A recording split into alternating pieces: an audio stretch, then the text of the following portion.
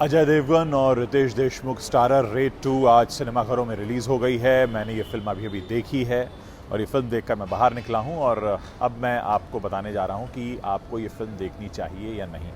देखिए, डायरेक्टर राजकुमार गुप्ता की ये जो फिल्म है रेड 2, ये असल में 2018 में आई रेड का सीक्वल है। फिल्म में अजय देवगन हैं, रितेश देशमुख हैं, अमित सियाल हैं, वाणी कपूर, यशपाल शर्मा, सुप्रिया पाठक, ये सब के सब इस फिल्म में हैं और इस फिल्म की जो ड्यूरेशन है वो करीब 2 घंटा 19 मिनट की है। रेड 2 एक बार फिर ईमानदार IRS अफसर अमेय पटनायक की कहानी लेकर आई है। इस बार उनका 75वां ट्रांसफ़र भोज में होता है। एक ऐसा इलाका है जहां केंद्रीय मंत्री और जन नेता हैं दादा मनोहर भाई, जो रितेश देशमुख है उनका दबदबा है। जनता उन्हें भगवान की तरह पूछती है। अमेय जब अपने अधिकारियों के साथ दादा के ठिकानों पर रेड करता है तो शुरुआत में ही कुछ हाथ नहीं लगता और यहीं से शुरू होता है एक दिमागी खेल, जहां कानून और सत्ता आमने सामने है। कहानी में थ्रिल है, टेंशन है और एक उद्देश्य भी है। पटकथा अच्छी है और कुछ मोमेंट्स वाकई आपको एक्साइट करते हैं। हालांकि कुछ दृश्य ज़रूरत से ज़्यादा लंबे खींचे गए हैं और क्लाइमैक्स जो है वो बहुत बोरिंग है। एक्टिंग के मामले में अजय देवगन यानी अमेय पटनायक के किरदार में वो फिर से जम रहे हैं, गंभीर दिख रहे हैं, असरदार हैं। लेकिन असली सरप्राइज़ है इस फिल्म का रितेश देशमुख, जिन्होंने नेगेटिव रोल में अपना बहुत अच्छा परफॉर्मेंस किया है। और अमित सियाल भी एक बड़ा सरप्राइज़ पैकेज है, उनका अभिनय बहुत दमदार है। वाणी कपूर, यशपाल शर्मा, सुप्रिया पाठक, इन्होंने भी अपने अपने किरदार अच्छे से निभाए हैं। राजकुमार गुप्ता ने रेड फ्रेंचाइजी को एक नई दिशा देने का कोशिश तो की है, प्रयास किया है और रितेश देशमुख से भी बहुत अच्छा काम उन्होंने करवाया है। फिल्म थ्रिलर है और आपको मज़ा देती है। अजय देवगन की जो पिछली फिल्में रही हैं, मैदान, औरों में कहाँ दम था, सिंघम अगेन, नाम और आज़ाद, मैदान, ये सारी फिल्में जो थीं ये बड़ी फ्लॉप सी रहीं फिल्में। और रेड 2 जो है हम कह सकते हैं कि इनका एक अच्छा कमबैक है अजय देवगन का।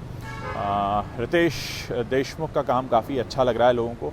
हालांकि वाणी कपूर इलियाना डिक्रूज़ की कमी पूरी नहीं कर पाती हैं, फिर भी मेहनत उन्होंने एक अच्छे से की है। पिछले पार्ट में आपको याद होगा कि इलियाना के साथ जो था अजय देवगन की अच्छी केमिस्ट्री थी।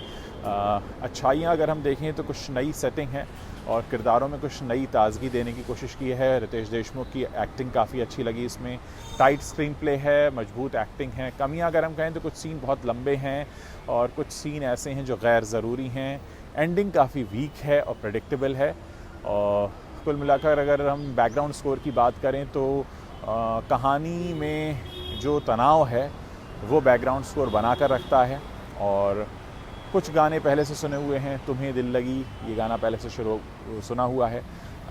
डांस नंबर एक ही है, वो कोई ख़ास नहीं है, नशा है शायद उसका नाम। सिनेमेटोग्राफी अच्छी है, एडिटिंग क्रिस्प है। कुल मिलाकर अगर आपको रेड पसंद आई थी तो रेड 2 भी आपको निराश नहीं करेगी। ये एक इंगेजिंग क्राइम थ्रिलर है जिसे आप मजबूत परफॉर्मेंस के लिए देख सकते हैं। फिल्म की जो स्क्रिप्ट है वो काफ़ी टाइट है और फिल्म को देखने में मज़ा आता है। लेकिन कुल मिलाकर अगर हम देखें तो अजय देवगन के किरदार में कुछ ऐसा नयापन नहीं है, क्योंकि अजय देवगन को अगर आप देख रहे हैं तो फिर से वही लगता है जैसे आप रेड की कहानी आगे चल रही है। पर्सनली मैं आपको बताऊं, मुझे रेड को देखने में ज़्यादा मज़ा आया था। रेड 2 को देखने में उतना मज़ा नहीं आया, क्योंकि सबसे बड़ी बात यहाँ पर यह भी है कि रेड अगर आप देखने जा रहे हैं तो आपको पहले से पता है इस फिल्म में क्या होने जा रहा है, क्योंकि आप देख चुके हैं एक फ़िल्म। और लगभग वैसा ही है। बीच बीच में सौरभ शुक्ला आते हैं, आपको हंसा कर जाते हैं, आपको याद दिला कर जाते हैं कि आप एक सीक्वल देख रहे हैं।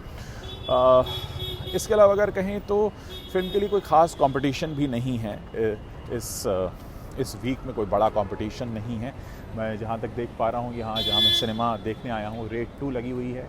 आता थांबायचा नाही, ये एक मराठी फिल्म है, आप देख सकते हैं मेरे पीछे पोस्टर्स लगे हुए हैं। और इसके अलावा भूतनी आज रिलीज़ हो रही है, थंडरबोल्ट्स लगी हुई है। भूतनी को लेकर भी लोगों में एक्साइटमेंट है, लेकिन मैंने भूतनी अभी नहीं देखी। तो ये वो आप देख सकते हैं, ये 4 फिल्में लगी हुई हैं। मैं सिनेपोलिस में हूँ, अंधेरी वेस्ट, फन रिपब्लिक कहलाता था पहले ये।